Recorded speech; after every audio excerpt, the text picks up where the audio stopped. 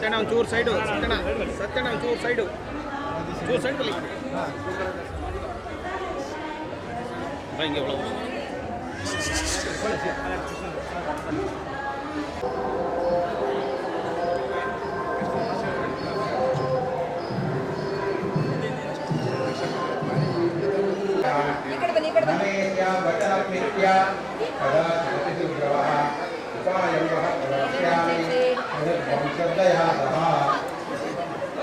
ನೋಡಿ ನಾನು ಕೊಟ್ಟಂತಹ ಯಾವ ಶಾಪ ಇದೆ ಆ ಶಾಪ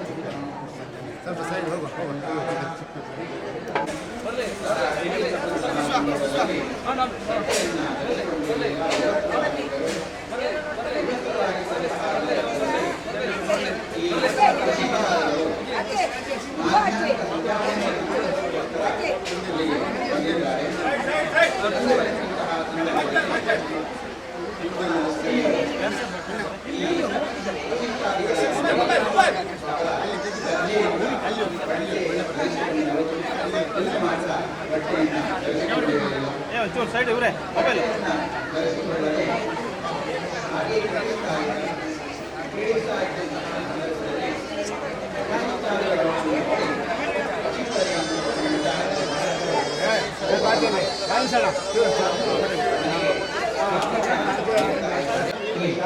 ಹೇಗೆ ಮುಕ್ತಿ ಎಂಬುದನ್ನು ಹೇಳ್ಕೊಳ್ತಾ ಇದ್ದಾರೆ ಚಿಕ್ಕವರಲ್ಲಿ. ಯಾಕೆಂದರೆ ಅವರು ಹೇಳ್ತಾರೆ ನಮಗೆ ಪತಿಯೇ ಮುಖ್ಯ ಆರಾಧನೆಯು ಪತಿಯ ಅಗತ್ಯ. ಈಗ ಪತಿಯ ತಿಳುವಿಕೆ ಒಂದಿಲ್ಲದೆ ಇರುವಿಕೆ ನಮಗೆ ತುಂಬ ತೊಂದರೆ ಅನಿಸುತ್ತಾರೆ. ಪತಿರೇವಹಿನಾರೇಣ ಭೂಷಣಂ ಫಲಮುಚ್ಯತೆ ಪತಿಹೀನಾನಾರಿ ಶತಪುತ್ರಾಪಿ ಸಾಮನೆ ವಿರವಾಟಿಲೋಕೆ ನಾಸಾಂ ಜನ್ಮನಿರರ್ಥಕಂ.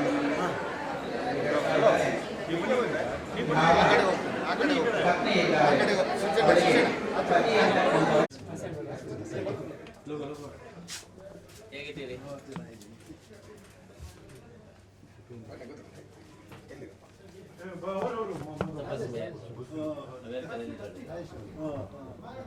ಅಮೆರಿಕದಲ್ಲಿ ಪ್ರಮೋದ್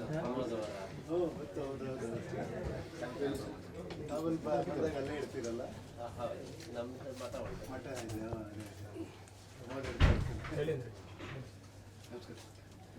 ಲಹರಿ ಬೇಲು ಅಂತಿದೆ. ಲಹರಿ ಬೇಲು ಇಲ್ಲ, ಈಗೆಲ್ಲ ಮುಗೀತು. UI ಅಂತ ಒಂದು ಸಿನಿಮಾ ರಿಲೀಸ್ ಆಯ್ತು ಇವಾಗ. ಸೊ ಅದಕ್ಕೆ ಒಂದೆಲ್ಲ ಎಲ್ಲ ನಾವು ಗೀತೆ ಪುಸ್ತಕನೂ ಕೊಟ್ಟಿದ್ದೀವಿ. ಹೌದೌದೌದು. ಹಾಗನೇ ಹಾಗನೇ ನೀವಂತ ಮಾಡ್ತಾ ಇದ್ದೀರ ಫೋನ್ ಹೇಳಿ ನಿಮ್ಮ ಸ್ವಂತ ಇಲ್ಲಿ ಕೊಟೇಶನ್ ಅಲ್ಲ? ಹೌದು, ತೆಕ್ಕಟ್ಟೆ ಬಡಾಕೆರೆ.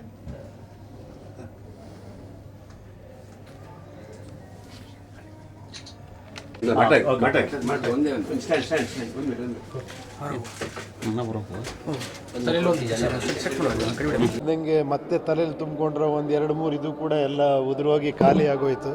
ಅವ್ರ ಮಾತು ಕೇಳ್ತಾನೆ ಇರೋಣ ಅನಿಸುತ್ತೆ. ಭಾಳ ಅದ್ಭುತವಾಗಿ ಆ ಮಾತು ಹೇಳಿದ್ರು. ಆ್ಯಕ್ಚುಲಿ ಏನಂದರೆ, ನಾನು ಅಂತ ಬಂದಾಗ ಎಷ್ಟು ಮನುಷ್ಯ ಸಫರ್ ಆಗ್ತಾನೆ, ನೀನು ಅಂದಾಗ ಎಷ್ಟು ಹಗುರ ಆಗ್ತಾನೆ ಅಂತ. ಅದರಲ್ಲೇ ಎಲ್ಲ ವಿಷಯಗಳಿದ್ದಾವೆ. ಇನ್ನೇನು ಅವ್ರ ಮುಂದೆ ನಾನು ಏನು ಮಾತಾಡಲಿ? ಇಲ್ಲಪ್ಪ, ಎಲ್ಲ ಚೆನ್ನಾಗಾಗ್ತಾಯಿದೆ, ಚೆನ್ನಾಗಾಗ್ತಿದೆ ಖಂಡಿತ. ಎಲ್ಲ ಆಶೀರ್ವಾದ, ಗುರುಗಳ ಆಶೀರ್ವಾದ, ಜನಗಳ ಆಶೀರ್ವಾದ, ದೇವರ ಆಶೀರ್ವಾದ ಎಲ್ಲ ಚೆನ್ನಾಗಾಗ್ತಾಯಿದೆ. ಒಂದು ಆಧ್ಯಾತ್ಮದ ಒಲವಿರೋದ್ರಿಂದ ಈ ಭೇಟಿ ಎಷ್ಟು ಇಂಪಾರ್ಟೆಂಟ್ ಅನ್ನಿಸ್ತದೆ? ಭಗವದ್ಗೀತೆಯ ನಿಮ್ಮ ಮೇಲೆ ಏನು ಪರಿಣಾಮ? ಇಲ್ಲ, ಒಂದಂತೂ ಗೊತ್ತಾಗ್ತಿದೆ, ಏನೋ ಒಂದು ಎಲ್ಲ ಒಂದು ಶಕ್ತಿ ಕರ್ಕೊಂಡು ಹೋಗ್ತೀನಿ ಅನ್ನೋದು ಮಾತ್ರ ಸತ್ಯ ಗೊತ್ತಾಗ್ತಿದೆ. ನಾನೇನು ಮಾಡ್ತಿರೋದಂತೂ ಖಂಡಿತ ಗೊತ್ತಾಗಿದೆ.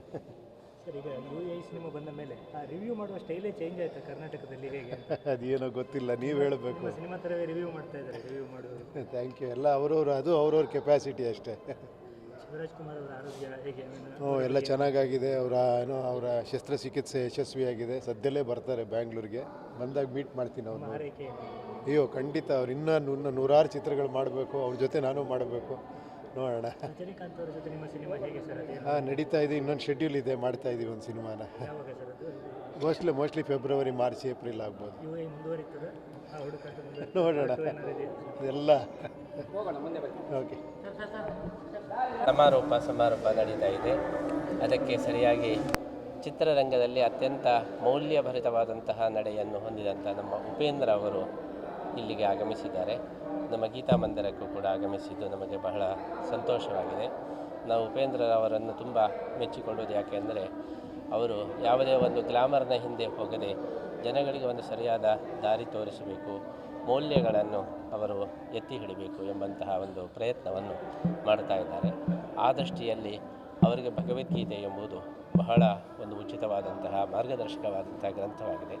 ಆ ದೃಷ್ಟಿಯಲ್ಲಿ ಅವರು ಬಹಳ ಒಂದು ಉತ್ಸಾಹದಿಂದ ಗೀತೆಯ ಬಗ್ಗೆಯೂ ಕೂಡ ತಿಳ್ಕೊಳ್ತಾ ಇದ್ದಾರೆ. ಇವತ್ತು ನಮ್ಮ ಗೀತಾ ಮಂದಿರಕ್ಕೆ ಭೇಟಿ ಕೊಟ್ಟು ಗೀತೆಯ ಸಂದೇಶದ ಬಗ್ಗೆ ತಿಳ್ಕೊಳ್ತಾ ಇದ್ದಾರೆ. ಅವರನ್ನು ನಾವು ವಿಶೇಷವಾಗಿ ಅಭಿನಂದಿಸ್ತಾ ಇದ್ದೇವೆ. ಭಗವದ್ಗೀತೆಯ ಎಲ್ಲ ವಿಚಾರಗಳನ್ನು ಅವರು ತಿಳ್ಕೊಂಡು ಜನರಿಗೆ ಮುಟ್ಟಿಸಿಕೊಳ್ತಕ್ಕಂತಹ ಕೆಲಸವನ್ನು ಅವರು ಮಾಡಬೇಕು.